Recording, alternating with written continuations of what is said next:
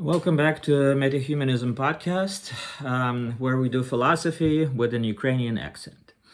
In the last episode, we examined the broad historical strokes that conditioned the emergence of a unique Ukrainian synthesis of Western humanism and Eastern orthodoxy, contrasting its dynamism, hybridity, and adaptability with the static, more aggressive, and in some ways paranoid Muscovite imperialism. So today, I just want to focus on that, specifically on that synthesis, put the Muscovite imperialism to the side to some extent because it's relevant to the discussion, but focus specifically on the key figures of that synthesis, Ukrainian humanist synthesis. So just to quickly recap, during the Renaissance and early modern period, Ukraine's intellectual and religious landscape was shaped by its complex geopolitical situation, with the region at various times being under the influence of the Grand Duchy of Lithuania, the Polish-Lithuanian Commonwealth, and Muscovy or later Russian Empire. So I discussed some of this dynamic in my previous videos, which I recorded about the historical myths, imperialist myths produced by the Russian Empire, and in the previous episode as well. So as far as humanism goes, the Italian Renaissance is often seen as the center and the progenitor of European, broader tradition of European humanism. And the humanist movement also made its way into Ukraine, into the Eastern European lands, albeit in a more localized and religiously tinged manner. So after the creation of the Polish-Lithuanian Commonwealth in 1569, Polish nobility was dominant in that union, and efforts to Polonize and Latinize the culture, the population, grew more insistent and more aggressive with time. And they were consonant with the counter-Reformation efforts of the Catholic Church at the time. This culminated in the Union of Brest in 1596, which the idea was to bring Ukrainian Orthodox churches under the authority of the Pope of Rome. And so this Latin humanism made its way into Ukraine via the Catholic thinkers, whether they were Jesuits or Augustinian or other scholars. The humanist emphasis on individual dignity, the capacities for self-improvement, relationship between reason and faith played a role in shaping the Ukrainian religious thought, particularly in terms of how the human spirit could interact with the divine principle. Humanism, theological scholarship, and scientific ideas impacted Ukrainian thinkers, particularly in the areas of education and theological study.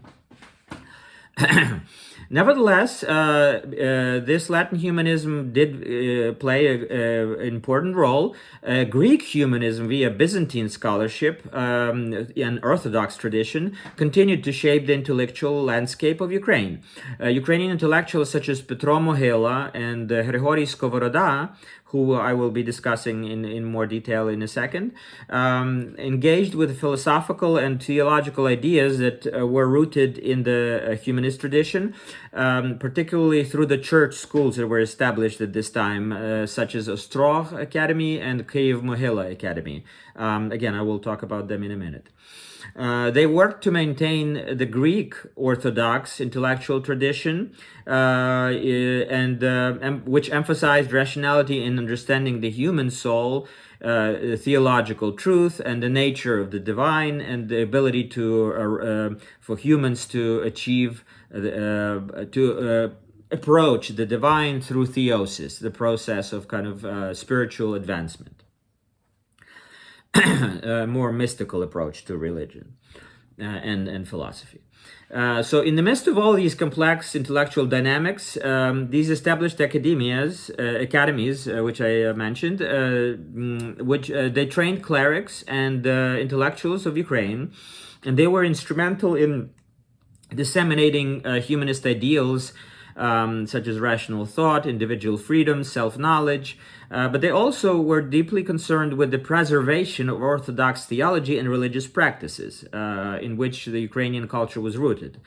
Ukrainian humanism was also influenced by the broader Eastern Christian tradition, which emphasized the divine image in humans and the possibility of salvation through intellectual and spiritual growth, which I just mentioned, theosis, right? Despite being rooted in the traditions of Orthodox Christianity, though, Ukrainian intellectuals engaged with Catholicism and Protestantism quite openly, slowly formulating a sense, you could say a hybrid sense of national identity, which contributed to a rich intellectual and spiritual tradition that continued to influence Ukrainian thought later on in the 19th and 20th centuries. In other words, the Ukrainian Orthodoxy, especially from between 16th and 18th centuries, was not isolationist. It was engaged in a continuous struggle and dialogue between Byzantine spirituality and Latin rationalism, between local autonomy and imperial structures and pressures, including Ottoman Empire, Russian Empire, or Muscovy before at that time, in the early modern period, and then Polish imperialism. Between mystical theology and scholastic method, between vernacular Ruthenian language and liturgical Slavonic, Church Slavonic, or Latin. So to sum up this introduction, the Union of Brest in 1596 was a major religious and political event that gave birth to significant theological debates and divisions within the Ukrainian society. Many Ukrainians resisted the union and sought to preserve their Orthodox identity, which created tensions between the Eastern Orthodox and Roman Catholic spheres, and the latter of which, the Catholicism, was also engaged in its own dialectical struggle between Reformation and Counter-Reformation. So this Catholic onslaught fostered resistance initially in the educational and cultural spheres, and then ultimately also in the political and military ones. So let's look at how this dynamic of resistance produced this uniquely Ukrainian blend of humanism between 16th and 18th centuries. I will proceed by providing a series of kind of vignettes on the key historical figures that played varying but defining roles in the spectrum of resistance, synthesis, or transformation. So that's the framework you should keep in mind as we go forward. So let's start with the cultural and religious resistance first. Look at the establishment of Ostroh and Mohyla academies. So first figure I want to discuss is Kostiantyn Ostrozkyi, who was born around 1526, as far as we can tell, and died in 1608. So his role was he was a political and cultural defender of Orthodoxy in the face of Catholic expansion. He was a part of the Ruthenian nobility. He owned large swaths of land. Just to give you some sense of the scope, his huge landed estate in the eastern expanse of Polish-Lithuanian Commonwealth, which was Ukraine today, consisted of about 100 towns and about 1,300 villages. So you can imagine how rich and large and powerful he was. He founded the Ostroh Academy in 1576, which it is considered the first institution of higher education in Ukraine. Ostroh Academy was based on the traditional Western European education system, presupposing a simultaneous study of the languages to interpret the Holy Scriptures, so Greek, Latin, and Biblical Hebrew.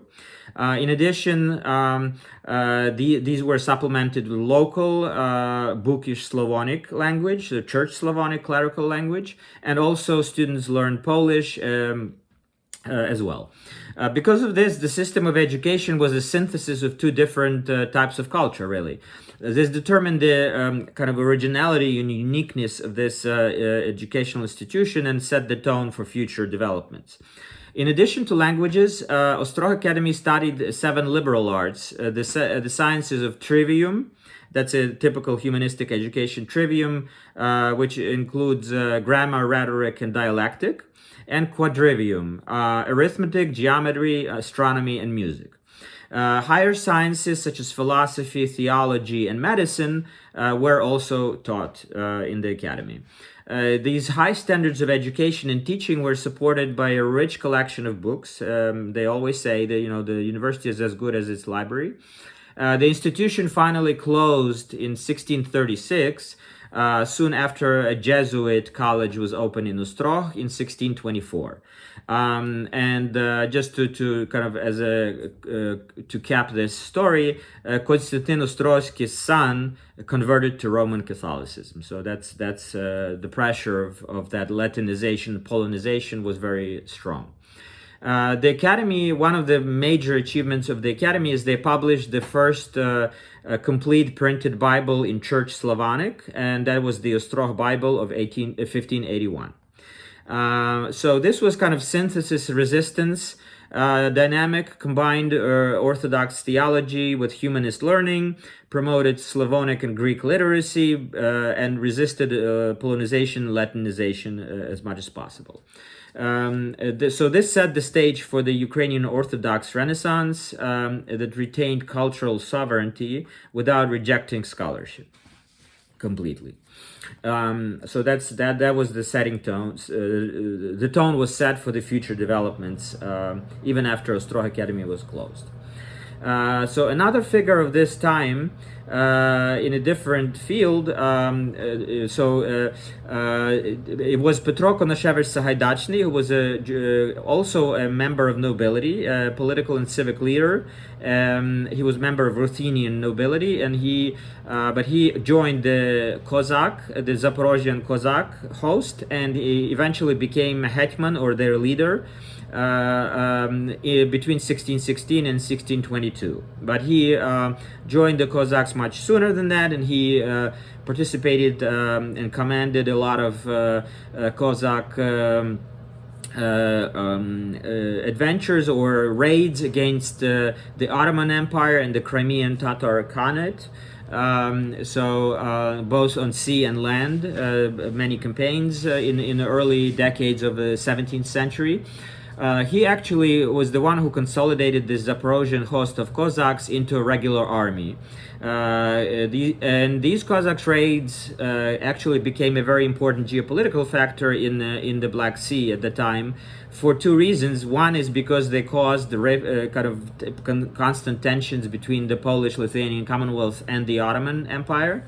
And secondly, these attacks caused colossal economic losses to the Ottomans and reduced its military power of the empire, and also had a deterrent effect on the Crimean Tatars, who had the habit of raiding and enslaving people from Ukrainian lands. And so this series of raids limited their opportunities to devastate Ukrainian lands, and so there was a lot of connection between the Zaporozhian Cossacks and defending the Orthodox faith and culture, and this became an important symbol of resistance and identity for Ukrainians.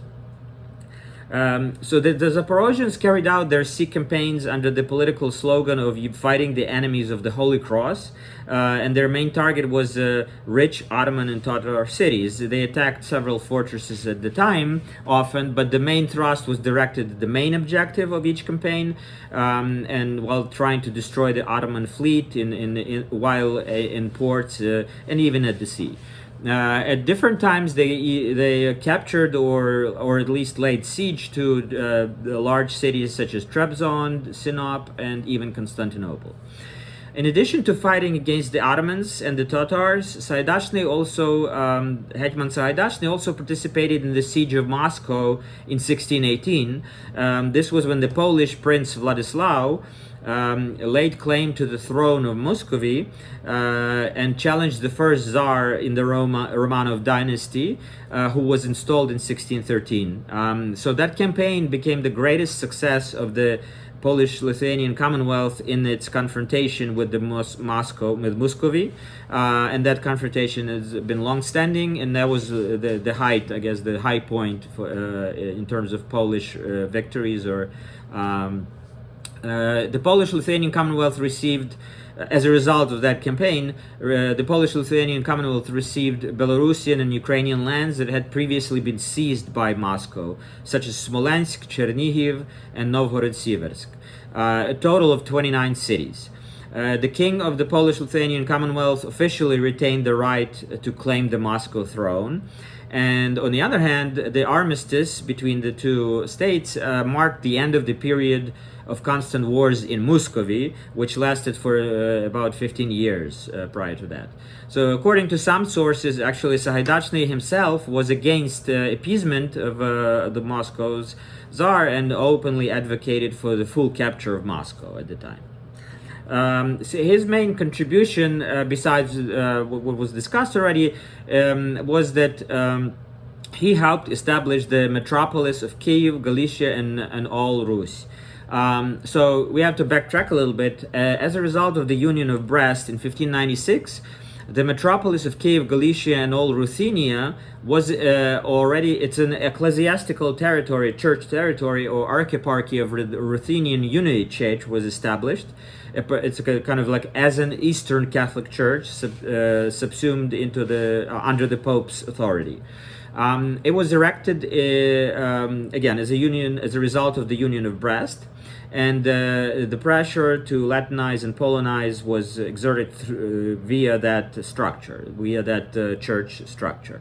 And so that's why in 1620, Hetman Sahaidachnyi did the cultural diplomacy, religious diplomacy, and prevailed upon Teofan who was the Greek Orthodox Patriarch of Jerusalem, to re-establish an Orthodox metropolis in the realm. Teofan consecrated somebody called Job or Yov in Ukrainian Boretsky as the new metropolitan of Kyiv, Galicia, and all Rus, and the exarch of Ukraine. From that point on, for a number of years, for a number of decades, there were two metropolitans with the same title but different ecclesiastical loyalties, one to the Catholic Uniate Church and one to Orthodox Church. So that set up the tensions within the society. Sahaidachnyi is an important figure in Ukrainian history. In 2011, he was canonized by the Orthodox Church of Ukraine as a right-believing hetman. And on 20th of April of 2022, actually, he was further declared the metropolitan by Metropolitan Epiphany, declared to be a patron saint of the military forces of Ukraine. So that he's an important figure. Next figure I want to discuss is Ivan Vyshenskyi, living between around 1550 and 1620. So he was a kind of a fiery ascetic polemicist against Latin influence and ecclesiastical corruption. That was his role in history. And his contributions were he wrote in vernacular Ruthenian, probably one of the first intellectuals to kind of write in vernacular Ruthenian, and his polemics and his arguments fiercely opposed the Union of Brest and Catholicism and Scholasticism. Not much is known about his life, unfortunately. It's considered likely that he spent part of his youth in Lutsk, which is a northwestern Ukraine, and was connected with scholars from the Ostroh Academy. Within the years 1576 to 1580, he traveled to Mount Athos in Greece, which is one of the major centers of Orthodox monk culture. He stayed there until his death, and with the exception of a short visit to Ukraine between 1604 and 1606, he quarreled with members of the Lviv Brotherhood. These were like Lviv half lay, half religious fraternities. So he stayed in Mount Athos and polemicized from there. He was a radical resistor. He denounced all Western innovations as corrupt, defended an anti-intellectual, mystical, egalitarian orthodoxy rooted in monastic asceticism. So he was kind of a symbol of Orthodox spiritual purity and linguistic national defiance. Next figure is Meletiy Smotrytskyi, born around 1577, living until about 1633. He served as an Archbishop of Polotsk and Metropolitan of Kyiv. So his role, he was a theologian, a grammarian, and eventually a convert to Uniatism. He started in Orthodox, but then converted to Uniate Catholicism, Greek Catholicism, right?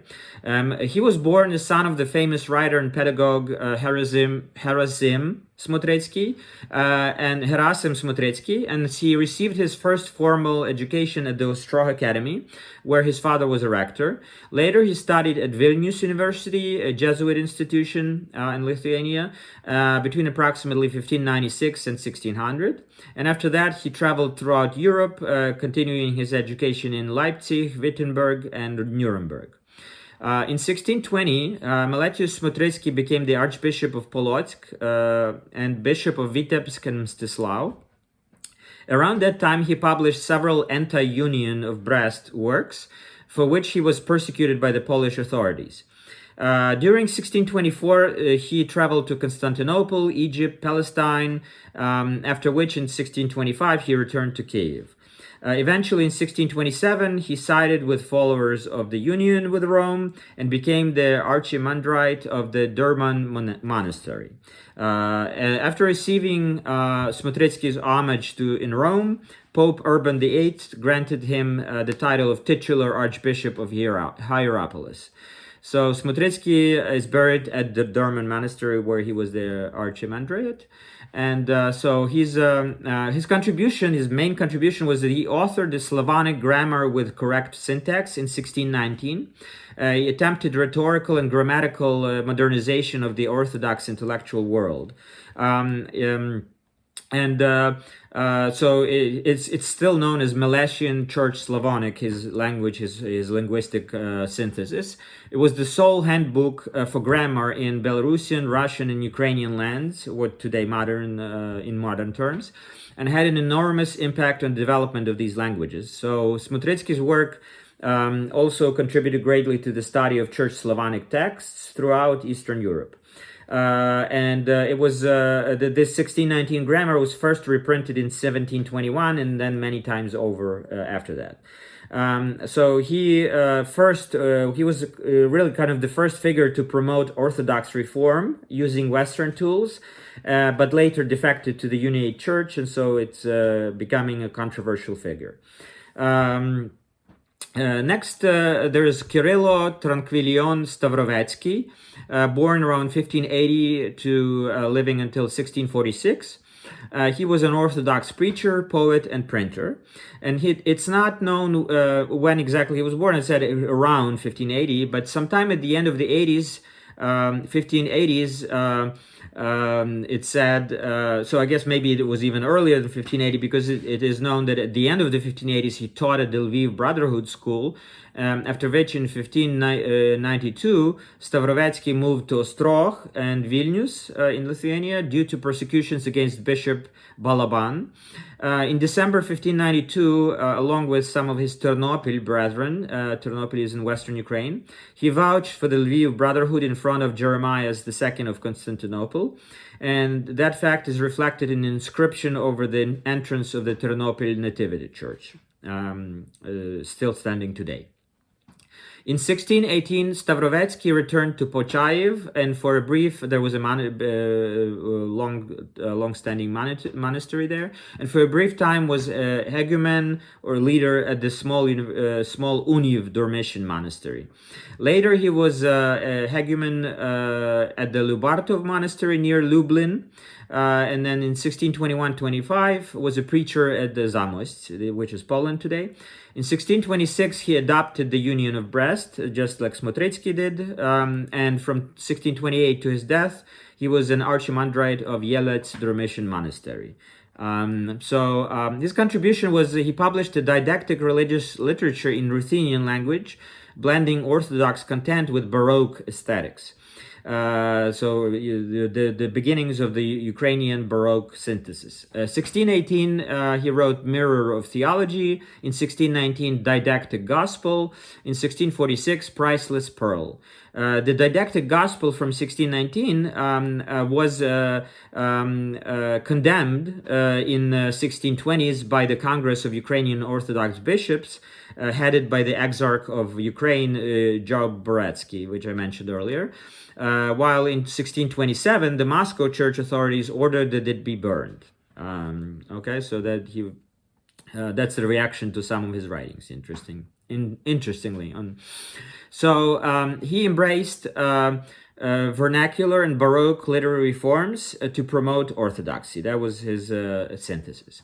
He was kind of an early bridge between theological and poetic expression, precursor to the Hryhoriy Skovoroda, who we're building up to, and Taras Shevchenko, the Romantic poet of the 19th century.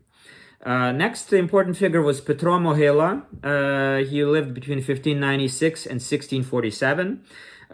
His role, he was born into a family of Romanian boyars in Moldova.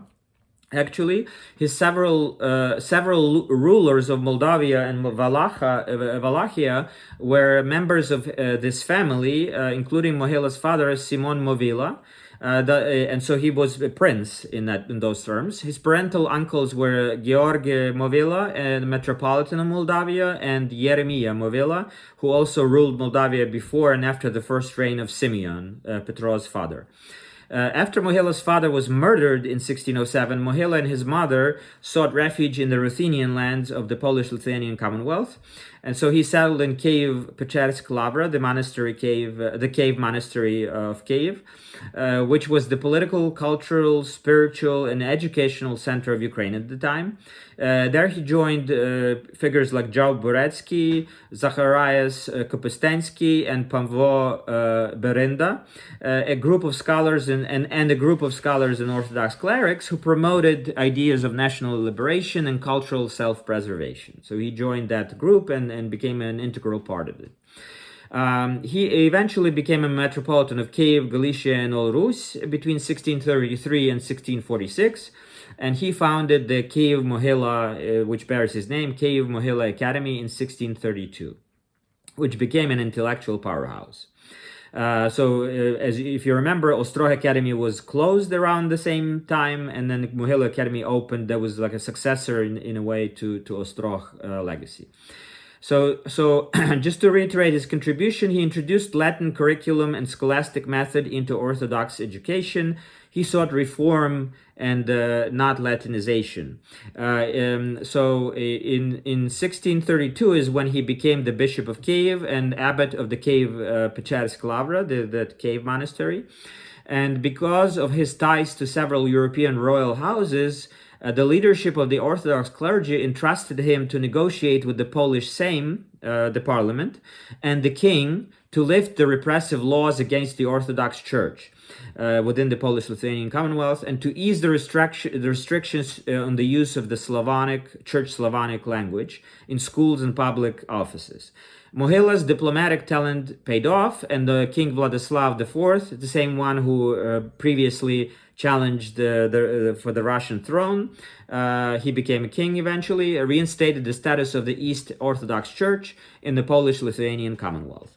And so during his first years as abbot, and Mohyla showed that he had far-reaching goals for reform, not limited just to the monastic life at the Lavra, at the cave monastery, and the church. He wanted to strengthen the Orthodox spirituality, enhance the sense of national identity, as well as raise the educational level in the country and in all Ruthenian and Romanian lands to equal that in Western Europe. That was his mission. One of his first steps in implementing this vision was exactly establishing the school for young monks at the Kyiv Lavra monastery, and that was the Kyiv Mohyla Academy in 1632. The tutoring was conducted in Latin. Students studied theology, philosophy, rhetoric, and classical authors. He also significantly improved the print shop at the monastery, where Orthodox books were being published, and not only in the Old Slavic but in Latin, as well as distributed to various places in Eastern Europe. Later that year, Mohyla merged the school with the Kyiv Brotherhood, so this monastic school, with the Kyiv Brotherhood School, and created this Mohyla College, or the academy, which later became formally known as Kyiv Mohyla Academy, and it had its ups and downs, but today there's again exists Kyiv Mohyla Academy, the university in Ukraine, one of the best institutions of learning in Ukraine today. The students at the collegium had diverse backgrounds. They came from nobility, from clerical background, from gentry, from Cossack background, and peasant families. The school offered instruction in a variety of disciplines and languages: Church Slavonic, Latin, Greek, Polish. Philosophy was taught, mathematics including geometry, astronomy, music, and history. Because of this high profile of the faculty, the collegium received the status of higher educational establishment and continued the legacy of Ostroh Academy. In the next few years, Mohyla established a whole network of schools around Ukraine, as well as the Slavonic, Greek, Latin Academy in Vinnytsia and Collegium in Kremenets. Also, he supplied the Prince of Wallachia, Matei Basarab, that was the name, Matei Basarab, with a printing press and printers at the request of the prince. In 1635, the prayer books, which were published in Prince Basarab's monastic residence, were widely distributed in Wallachia, which later became Romania, and Ukraine. He helped establish the school in Yassy, which is a city in Moldova, as well. So he was a clear synthesizer. He retained Orthodox theology, but embraced Western educational forms to resist both Polish Catholicism and Russian provincialism. He created this hybrid elite, Orthodox in faith, Latin educated in form. So he was the precursor to the full flowering of Ukrainian Baroque culture. Now we discussed the Ostroh Academy, the Mohyla Academies, and how they started building up this synthesis and unique Ukrainian Baroque culture. Now we're moving on to a next stage in resistance to the influence of Catholicism, Polonization, and Latinization, and that's political resistance. So the Cossacks, the culture of the Cossacks were a major force in Ukrainian history, and their experience of military struggle, religious devotion, and political autonomy had a profound effect on Ukrainian identity and thought. The Cossack cause was not just about political and military struggle, it was also a spiritual mission to defend the Orthodox faith and Ukrainian independence. The Cossack rebellions and the Ukrainian War of Independence, which was the Khmelnytskyi uprising, it's also known as Khmelnytskyi rebellion against the Polish-Lithuanian Commonwealth, in 1648, between 1648 and 1657, represented a desire for freedom, justice, and underpinned by religious conviction. So justice against the Polish nobility, who were oppressing the peasantry and the regular people, usurious and oppressive, violent, and exploitative. So the religious rhetoric that surrounded the Cossack movement portrayed Ukraine's battle as a holy war, with the Cossacks seen as the defenders of the Orthodox Christian faith at the time. And then it led to the establishment of a Cossack Hetmanate, a state led by the Cossack elite, an autonomous state, which was not just a military or political force, but also a key religious entity in its own, cultural in its own way. The Cossacks saw themselves as defenders of the faith and Ukrainian autonomy. The struggle for independence from Polish Catholic domination and later from Russian Orthodox hegemony, became a central theme in Ukrainian intellectual thought. So Bogdan Khmelnytskyi, the leader of that uprising, is a controversial figure because on one hand he was a Cossack hetman, a leader of the uprising against the Polish-Lithuanian overlords, and defended Orthodox faith and Cossack autonomy. But his problem was that because he allied first with Crimean Tatars against the Poles, and then when Crimean Tatars abandoned him and betrayed him, he had to find a new ally, and he turned to Moscow. He signed the Treaty of Pereyaslav in 1654, which he thought he considered to be a military union to help fight the Polish his Polish enemies. but the Moscow Tsar treated it as Ukraine's submission to him, to his authority. This led to Russian Empire subsequently overrunning and oppressing Ukraine based on this document. So Khmelnytsky's role in Ukrainian history is kind of two-faced. On one hand, he was a great military and political leader, and tried to establish Ukrainian autonomy and independence in a way. But on the other hand, this turn to Moscow led to the subsequent oppression and the years of ruin, as it is known in Ukraine. So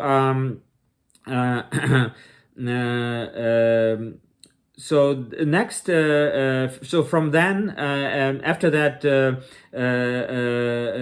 establishment of a Hetmanate and the alliance with Moscow, slowly that from then on, the matter becomes not of Polish imperialism as much as it turns to Russian domination, Russian attempts to dominate and overrun Ukraine, subsequently to that moment.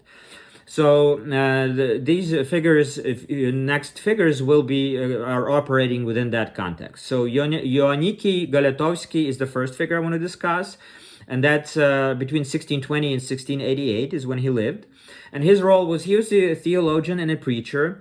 He was also a writer and Orthodox church leader.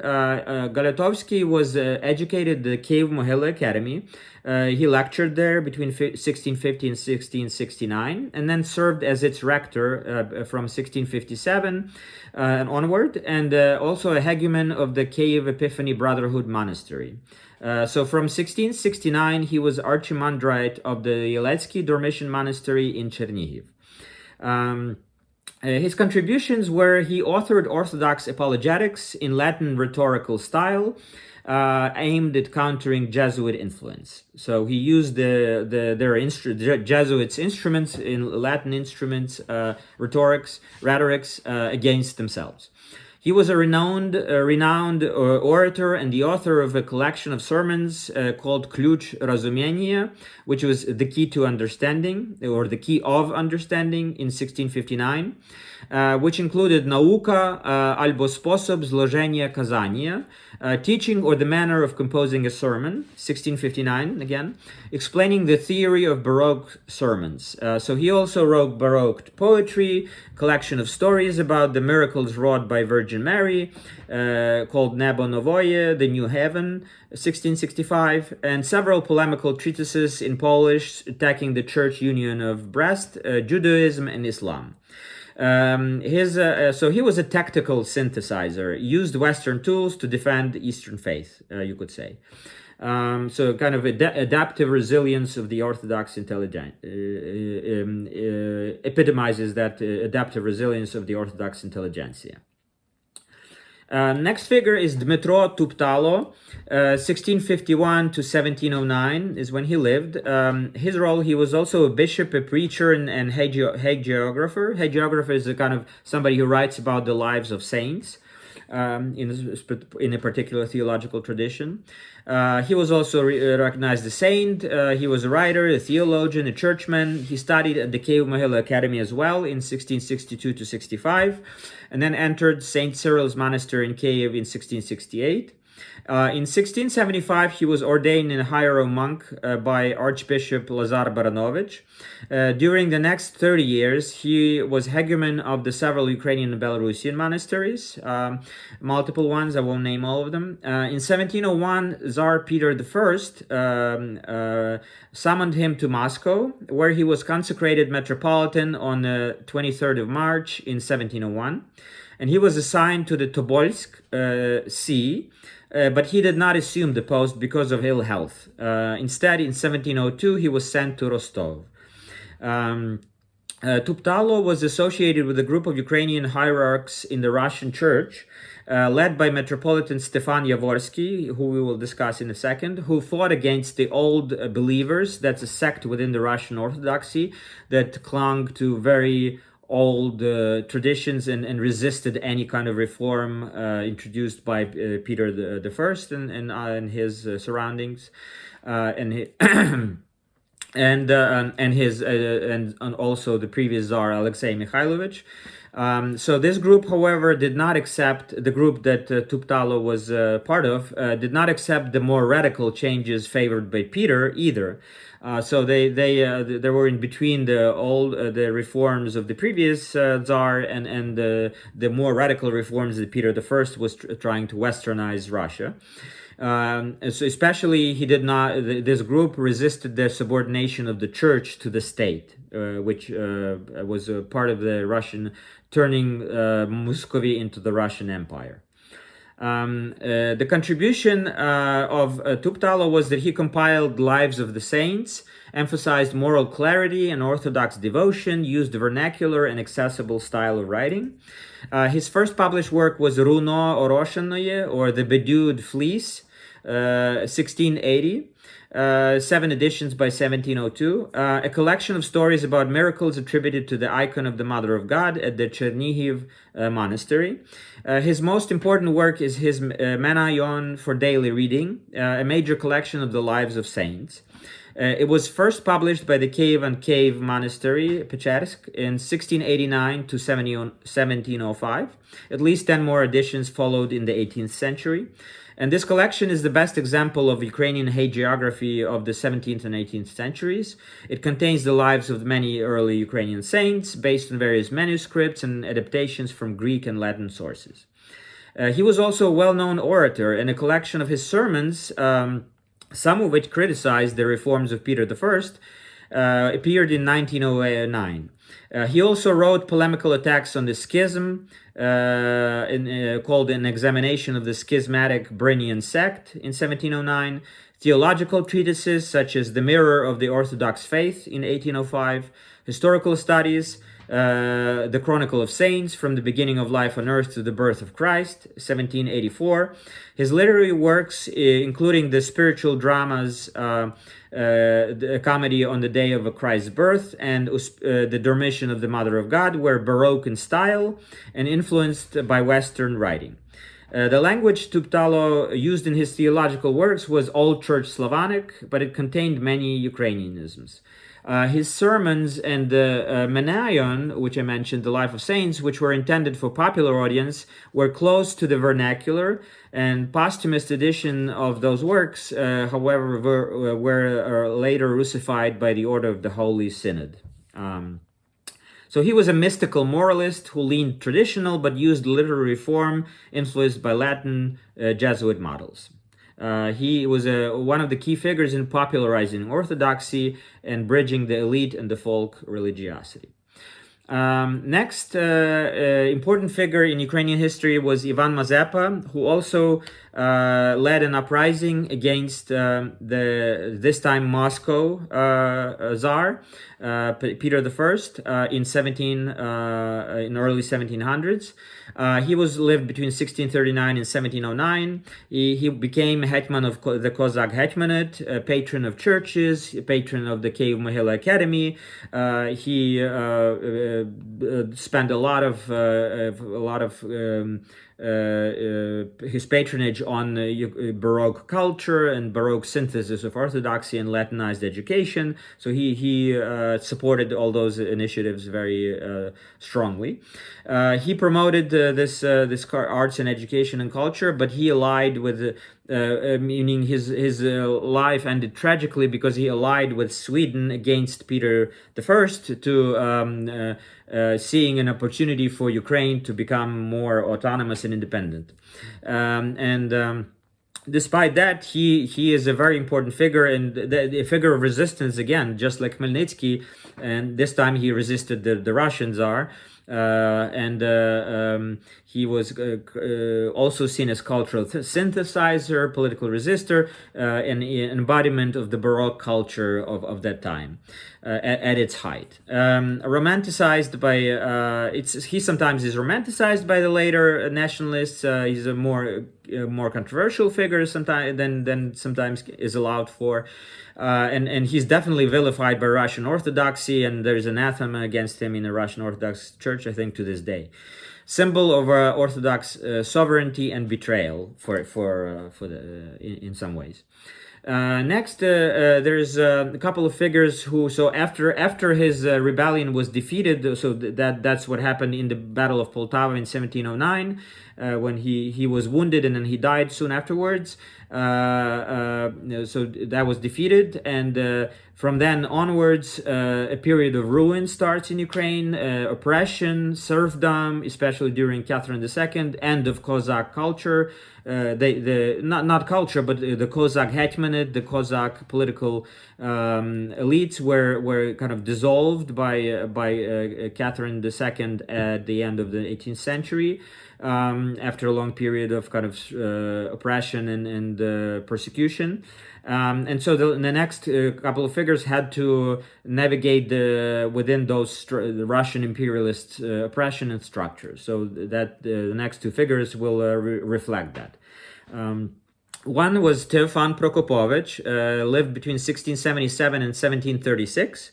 He was an archbishop, a theologian, a reformer, and ally of Peter I. So controversial in terms of Ukrainian history, although he was Ukrainian. He was a pietist, a writer, a poet, a mathematician, an astronomer, a pedagogue, and a philosopher. He was the rector of the Mohyla Academy between 1711 and 1716. Then he was bishop of Pskov in Russia in 1718 to 1725, and then archbishop of Novgorod between 1725 and 1736. He systematized theology using Western scholastic categories, introduced rationalism into Orthodox thought. So an important contribution. He elaborated upon and implemented Peter I's reform of the Russian Orthodox Church. He served as the first vice president of the Most Holy Synod from 1721, which replaced the office of the Patriarch. So that was the reforms Peter I introduced. He abolished the patriarchy and introduced like a more collective synodal system and dominated by the state, by him as an emperor. Prokopovych also wrote many religious verses and some of the most enduring sermons in the Russian language. Ambivalent kind of role, theologically innovative, but politically subservient to Russian imperial power. So that's a controversial figure in Ukrainian history. He helped shape this Russian synodal church, distancing from Ukrainian autonomy, and so that's kind of a cautionary tale against betraying your roots. Stefan Yavorskyi, who lived between 1658 and 1722, is another figure similar to Teofan Prokopovych. He was an Orthodox theologian, trained in Kyiv Mohyla Academy between 1673, completing its course of study. But then he traveled back to Poland in 1684 to continue his education, at which point he was compelled to join the Uniate church, as was common for Kievan students who wanted to study in the Polish-Lithuanian Commonwealth. He took the Uniate name Stanislav. He spent 5 years abroad, studying philosophy in Lviv and Lublin, and theology in Poznan and Vilnius. And then he completed his education at that point and returned to Kyiv in 1689, broke from the Uniate Church and returned to Eastern Orthodoxy. He took monastic vows under the name Stefan and settled at the Kyiv Academy as a preacher and professor, being appointed prefect of the institution and in 1697 hegumen of the Nikolaevsky monastery. Peter I was at one point was so pleased with Yavorskyi's sermonizing that he kept him in Moscow and ordered a position to be found for him, and as a result of which he became Archbishop of Ryazan and Murom. When Patriarch Adrian died in October of that year, subsequently Yavorskyi was appointed the locum tenens of the Patriarchal See, so the holder of the office. And then Yavorskyi's life changed dramatically after that, because he lived in Moscow now, or St. Petersburg later. He was head of the church. He had to deal with the struggles between the various factions in the church, and he was expected to uphold Peter's reforms. So at first he did so, but eventually the reforms restricted the rights of the church, so he began to oppose them. And in 1712, in a sermon, he called the Tsarevich Alexei the Russia's only hope, so the Peter I's son, and hinting at criticism of the Tsar's personal life. So he angered Peter because of that, and he was forbidden from preaching in public. And only his death is told that his death saved him from being persecuted further. His main contribution is he opposed Peter I's church reforms, he upheld Orthodox doctrine with Latin trade discipline, and he directed a commission on correcting the translation of the Bible and wrote the Rock of Faith, a huge treatise on dogma that was sharply anti-Protestant in spirit, and the publication of which Peter actually forbade. It was published in 1728, later under Peter II. In 1721, he was made the first president of the newly erected Holy Synod, but the real power belonged to the vice president, who I just talked about, Teofan Prokopovych. When Yavorskyi died the following year, Prokopovych took his place as president, and shortly before his death, Yavorskyi was suspected of being involved in a publication that accused Peter of being the Antichrist. He was interrogated in his home by the members of the Synod and the Senate, and as I said, it's possible that only his death saved him from further persecution. His contribution is the resistance was that he tried to preserve Orthodox integrity within the framework of westernized Russian politics at the time. And finally, last but not least, the culmination of all this work to do towards the Baroque synthesis was Hryhoriy Skovoroda, who lived between 1722 and 1794. He was a philosopher, a poet, and a spiritual wanderer. A philosopher of Ukrainian Cossack origin who lived and worked in the Russian Empire. He was a poet, a teacher, and a composer of liturgical music. His significant influence on his contemporaries and succeeding generations, and his way of life and his unique philosophy were universally regarded as Socratic, and he is known as Ukrainian Socrates.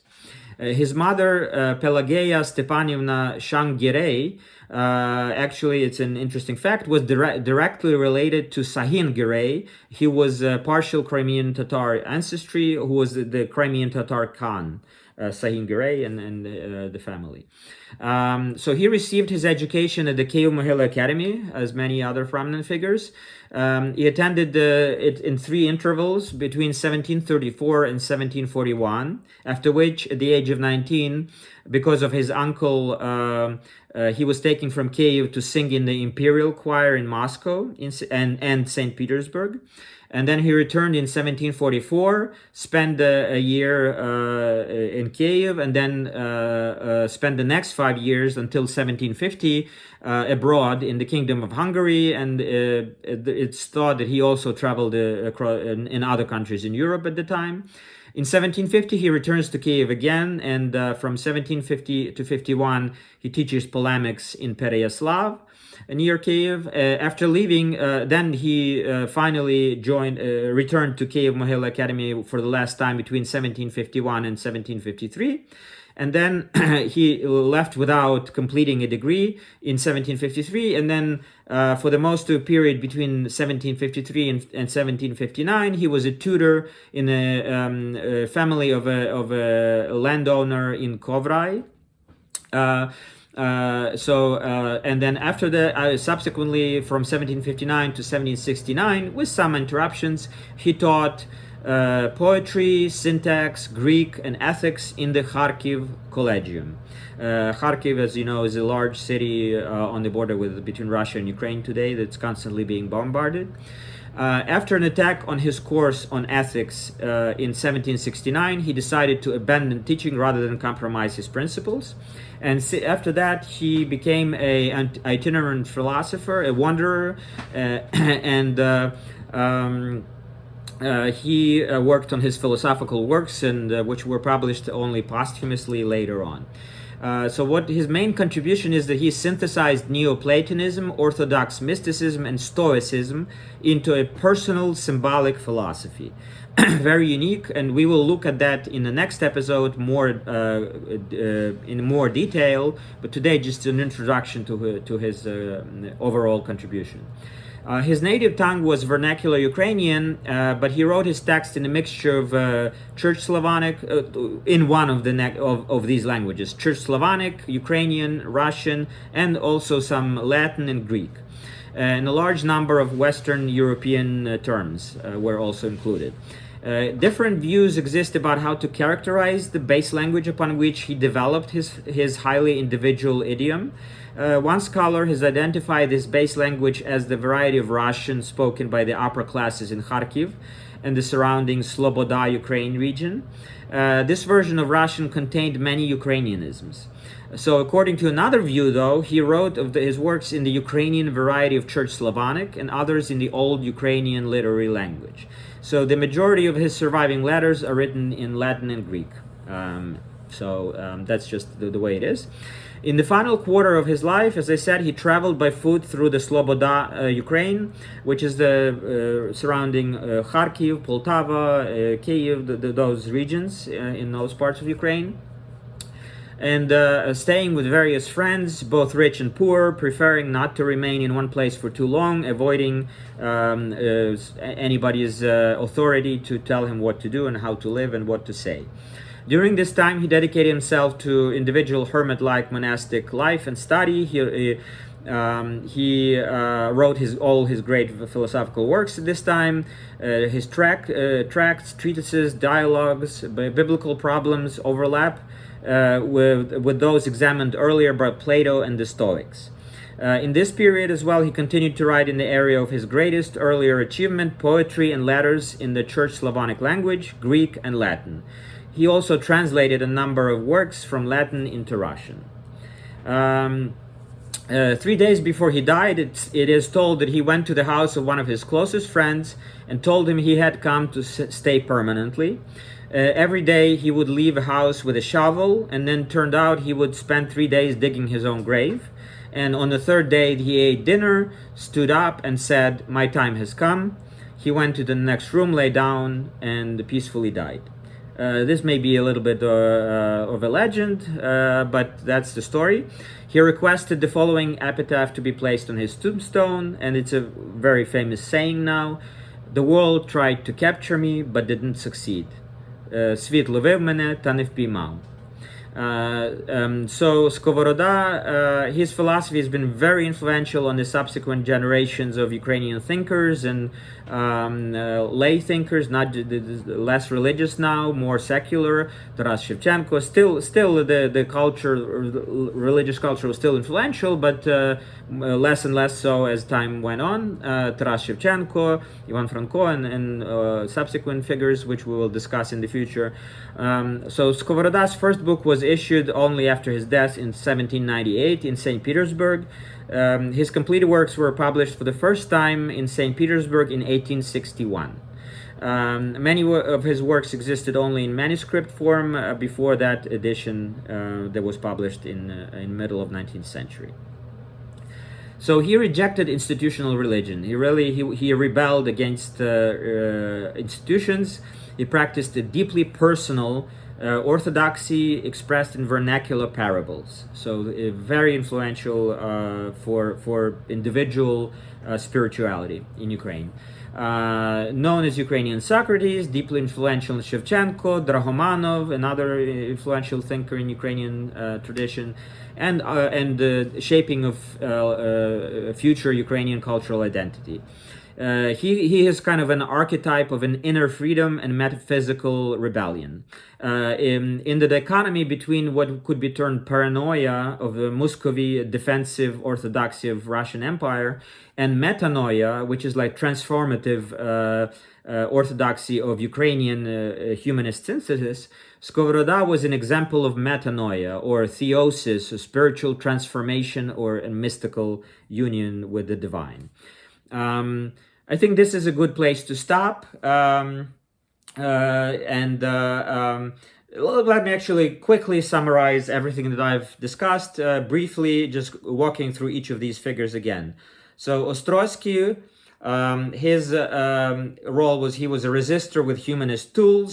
He was patron and publisher, and legacy, he was defender of the cultural orthodoxy. So was Sahaidachnyi, who was a political and military leader and religious diplomat. Vyshenskyi, Ivan Vyshenskyi, radically anti-Western, polemicist, icon of spiritual defiance. Used vernacular Ruthenian language, very important influence. Smotrytskyi was a reformer turned Uniate, linguist and theologian, grammar legacy, but theological ambiguity because of his conversion. Stavrovetsky, vernacular poet, theologian, writer, early synthesis of style and spirit.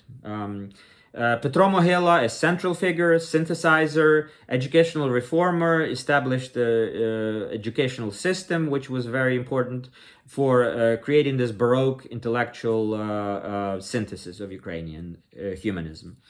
Khmelnytskyi, important leader of the uprising against the Polish oppression. Galyatovskyi, tactical synthesizer, preacher, apologist using Western tools. Tuptalo, spiritual moral educator, hagiographer, popularizer of Orthodox virtue. Mazepa, again, another political and military leader against the Russian oppression this time.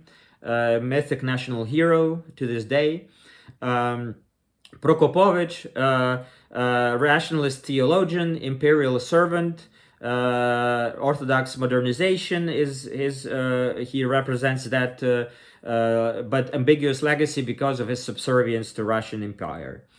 Same can be said about Yavorskyi, Stefan Yavorskyi, traditionalist in imperial context, theologian. He tried to defend the Orthodox integrity, but he still was part of the Russian imperialist structures.